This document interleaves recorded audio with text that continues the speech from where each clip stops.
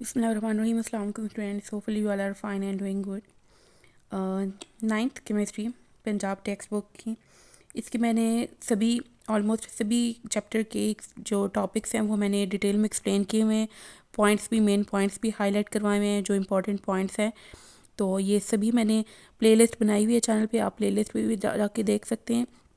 इसके अलावा जो हाईलाइटेड पॉइंट्स हैं वो भी मैंने वीडियोस डाली हुई हैं, रीसेंट वीडियोस की है, वो आप देख सकते हैं जाके।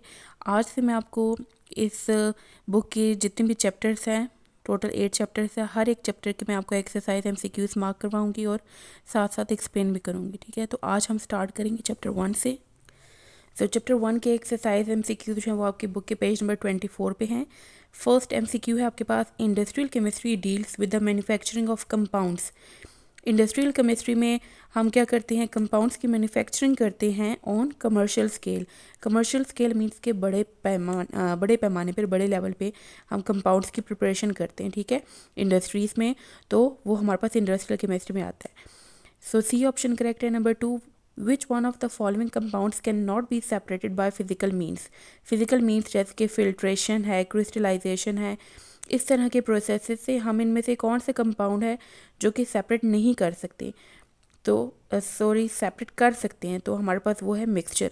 मिक्सचर के कंपोनेंट्स को हम सेपरेट कर सकते हैं, एलिमेंट्स, कंपाउंड्स और रेडिकल को हम फिजिकल प्रोसेसेस के थ्रू नहीं कर सकते। ठीक है, जैसे कि आपके पास सैंड और वाटर का मिक्सचर है, रेत लेके आपने पानी में डिज़ोल्व कर दिया है। ठीक है, वो आपके पास एक मिक्सचर बन गया। अब उसको आप अगर फ़िल्टर करते हैं तो आपके पास रेत और पानी अलग हो सकता है। ठीक है, फ़िल्टर पेपर के में से पास जब करवाएंगे तो उस पर फ़िल्टर पेपर के ऊपर रेत रह जाएगी और पानी उसमें से गुजर जाएगा। ठीक है, तो ये आपके पास एग्जांपल हो गई है मिक्सचर के सेपरेशन की।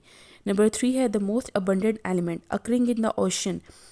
ओशन में सबसे मोस्ट अबंडेंट एलिमेंट कौन सा है, तो वो आपके पास है ऑक्सीजन। ए ऑप्शन है। ये आपके बुक के का जो टॉपिक है चैप्टर 1 का एलिमेंट्स, उसमें जो आपके पास टेबल गिवन है उस टेबल में भी ये वहाँ पे मेंशन किया हुआ है कि ओशियन का सबसे most abundant element number 1 number पे जो है वो ऑक्सीजन है।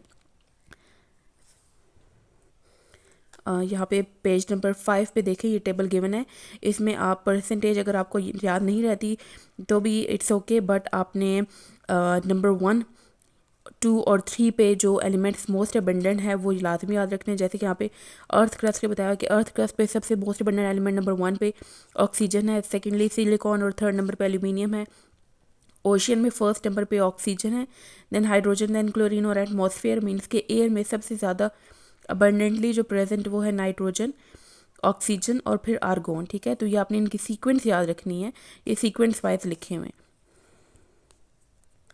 Number 4, which one of the following elements is found in most abundance in the earth crust. तो अभी हमने देखा ऑक्सीजन अर्थ क्रस्ट का भी मोस्ट अबंडेंट एलिमेंट है, ए ऑप्शन है। Number 5, the third abundant gas found in the earth atmosphere. ये देखिए, अब थर्ड वाला भी यहाँ पे पूछा हुआ है, तो इसलिए आपको मैंने बताया कि आपने तीनों याद रखनी है सीक्वेंस, कि फर्स्ट पे कौन सा है, सेकंड में कौन सा है और थर्ड पे कौन सा है। तो अर्थ के एटमॉस्फेयर पे थर्ड नंबर पे जो गैस है मोस्ट अबंडेंट वो है आर्गोन। डी ऑप्शन करेक्ट है। 1 AMU, AMU atomic mass unit को कहते हैं, ये मास का यूनिट है।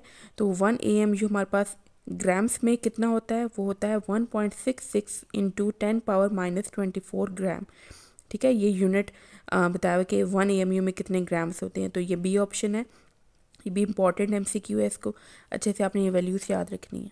नेक्स्ट पेज नंबर 25 पे आ जाए। नंबर MCQ नंबर 7 है, which one of the following molecule is not triatomic. Triatomic वो मोलिक्यूल होते हैं जिनमें 3 एटम्स होते हैं। ठीक है, वो आप काउंट करके भी बता सकते हैं। जैसे यहाँ पे देखें O3 है तो इसमें 3 ऑक्सीजन है, H2O मतलब 2 हाइड्रोजन और 1 ऑक्सीजन, टोटल 3 एटम्स हो गए, तो ये भी ट्राइटोमिक है। CO2 में 1 कार्बन 2 ऑक्सीजन है, तो ये भी 3 एटम हो गए। H2 में 2 हाइड्रोजन है, इट इज़ डायटोमिक, ये ट्राइटोमिक नहीं है, तो ए ऑप्शन करेक्ट है। नेक्स्ट है नंबर 8। अच्छा, नंबर 8 और नंबर 9 में कुछ कन्फ्यूजन होती है यूनिट्स की। कुछ स्टूडेंट ने 8 का ये वाला मार्क किया होता है, 9 का भी ये वाला मार्क किया होता है, तो ये कन्फ्यूजन मैं आपकी दूर कर दूँगी आज। अच्छा, आपने गौर से सुनना है, यहाँ पे क्या पूछा हुआ, the math of 1 molecule. Molecule of water का मैथ आपने निकालना है, मीन्स कि आपने मोलिकुलर मैथ निकालना है। जबकि एटॉमिक मैथ, मोलिकुलर मैथ और फार्मूला मैथ, ये तीनों आपने याद रखना है। इन तीनों का यूनिट जो होता है वो है AMU। ठीक है, इनकी जो भी वैल्यू आएगी उसके साथ आपने AMU लगाना है। जबकि मोलर मैथ जहाँ पे भी आपने निकालना होगा उसका यूनिट जो है वो ग्राम होता है। ठीक है। तो यहाँ पे आपने अब क्या निकालना है, मोलिकुलर मास निकालना है वाटर का। तो एक तो यूनिट हमारे पास आ गया AMU, दूसरी वैल्यू कैसे निकालनी है वो आपको मैं मेथड समझा देती हूँ। जब भी आपने किसी भी मोलिक्यूल या कंपाउंड का मोलर मास या मोलिकुलर मास निकालना है तो उसके लिए आपने सबसे पहले उसका फार्मूला लिखना है, फिर आपने सीक्वेंस से उसके एलिमेंट्स लिखने हैं। जैसे यहाँ पे 2H + 1 ऑक्सीजन है। नेक्स्ट स्टेप में आपने इनके जहाँ पे सिंबल लिखे हुए हैं उन सिंबल्स की जगह उनका एटॉमिक मास पुट करना है। जैसे यहाँ पे H की जगह 1 आ जाएगा मास इसका, और ऑक्सीजन का जो मास होता है वो 16। नेक्स्ट 2 1 ज़ा 2, 1 16 ज़ा 16, 2 + 16 कितना हो जाएगा 18। तो A ऑप्शन करेक्ट है। नेक्स्ट नंबर 9 है the molar mass of H2SO4। अब आपने मोलर मास निकालना है, मीन्स कि यूनिट आपने क्या लिखना है G। अब H2SO4 का भी सेम इसी मेथड से करना है जैसे कि अभी मैंने मेथड एक्सप्लेन किया। H2SO4 है, ठीक है। तो आपने पहले सीक्वेंस से एलिमेंट्स लिखने हैं 2H 1 sulphur 4 oxygen, plus sign डालना है बीच में। नेक्स्ट स्टेप में सिंबल की जगह आपने इनका मास लिख देना है। H का मास होता है 1, S का होता है 32, ऑक्सीजन का होता है 16। नेक्स्ट मल्टीप्लाई करेंगे आप 2 1 2, 1 × 32 32, 4 × 16 आ जाएगा 64। इन सब को आप ऐड करेंगे तो 98, और क्योंकि ये मोलर मास निकालना है तो यहाँ पे यूनिट आ जाएगा ग्राम। सो इसका जो आपका आंसर है, करेक्ट आंसर 9 का, वो है A ऑप्शन। नंबर 10 है which one of the following is a molecular mass of O2। O2 का आपने मोलिकुलर मास निकालना है इन AMU, ठीक है। अब देखिए यहाँ पे भी इन्होंने मोलिकुलर मास लिखा हुआ है, यूनिट लिखा हुआ है AMU। तो मोलिकुलर मास इसका तो सिंपल है, O2 है, एक ऑक्सीजन का 16 होता है, 2 ऑक्सीजन है तो 32 हो जाएगा। 2 को मल्टीप्लाई कर दे 16 से। नेक्स्ट नंबर 11 है how many number of moles are equivalent to 8 grams of carbon dioxide. यहाँ पे अब आपके पास आपने क्या निकालना है, नंबर ऑफ मोल्स आपने निकालने हैं, और गिवन यहाँ पे क्या आपके पास 8 ग्राम्स मास गिवन है, और नंबर ऑफ मोल्स आपने निकालने हैं। सो नंबर 11 में आपने मोल्स फाइंड आउट करनी है, मास गिवन है। इसका आपका फार्मूला होता है मोल्स का मास डिवाइड बाय मोलर मास। तो ये वाला फार्मूला आप यूज़ करेंगे। इसमें आपको अब क्या क्या चाहिए, मोल्स निकालने के लिए मास चाहिए और मोलर मास। मास तो यहाँ पे गिवन है 8 ग्राम्स, वो आप पुट कर देंगे। मोलर मास CO2 का बिल्कुल इसी मेथड से निकालना है जैसे कि मैंने आपको ये वाला मेथड और ये वाला मेथड समझाया, सेम इसी मेथड से आपने निकालना है। 1 कार्बन और 2 ऑक्सीजन, इनका एटॉमिक मास ऐड कर देंगे तो ये आपके पास 44 आता है। डिवाइड करेंगे तो ये आपके पास 0.18 मोल आ जाएगा यूनिट्स का आंसर। नंबर 12 है which one of the following pairs have the same number of ions. इसमें भी आप देखें आपके पास दो दो पेयर्स दिए हुए हैं, एक एक पेयर दिया हुआ है। NaCl है, MgCl2, इसी तरह से NaCl का डिफरेंट कंपाउंड्स के साथ है और इनके साथ मोल्स गिवन है।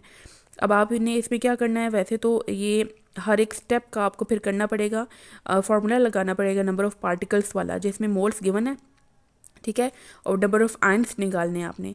तो वो अगर वो फार्मूला लगा के इसको करेंगे सॉल्व तो आपके पास C ऑप्शन आएगा। इसमें आप NaCl 1/2 मोल्स NaCl और 1/3 मोल्स MgCl2 का फार्मूला लगाएंगे तो दोनों का सेम आंसर आएगा, ठीक है। कौन सा फार्मूला यहाँ पे यूज़ होगा आपके पास, ये वाला formula, number of ions equal two moles multiply Avogadro number.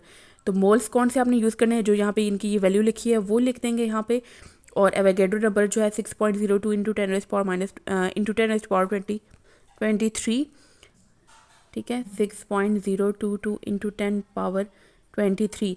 ये Na की वैल्यू है, बाकी मोल्स की वैल्यू आप यहाँ से लेके मल्टीप्लाई करते जाएंगे, ठीक है, तो आपके पास नंबर ऑफ़ आइंस आते जाएंगे। तो इस तरह से आप फार्मूला अप्लाई करेंगे तो इन दोनों का सेम नंबर ऑफ आइंस का आंसर आएगा। तो C ऑप्शन करेक्ट है। नेक्स्ट है which one of the following pairs has the same mass. Mass किसका सेम बनेगा, ये आपका A ऑप्शन है। इसको आपने इसमें जो आप फार्मूला यूज़ करेंगे वो आप ये वाला फार्मूला यूज़ करेंगे, moles equal to mass divide by molar mass. किस तरह से आप देखें, आपने यहाँ पे क्या निकालना है, इसमें मास निकालना है, मीन्स के ये वाली चीज़ अननोन है। मोल्स इन्होंने हर एक के दिए में 1 1 ही है, मोल्स का आंसर 1 है, मोलर मास आपने यूज़ करना है।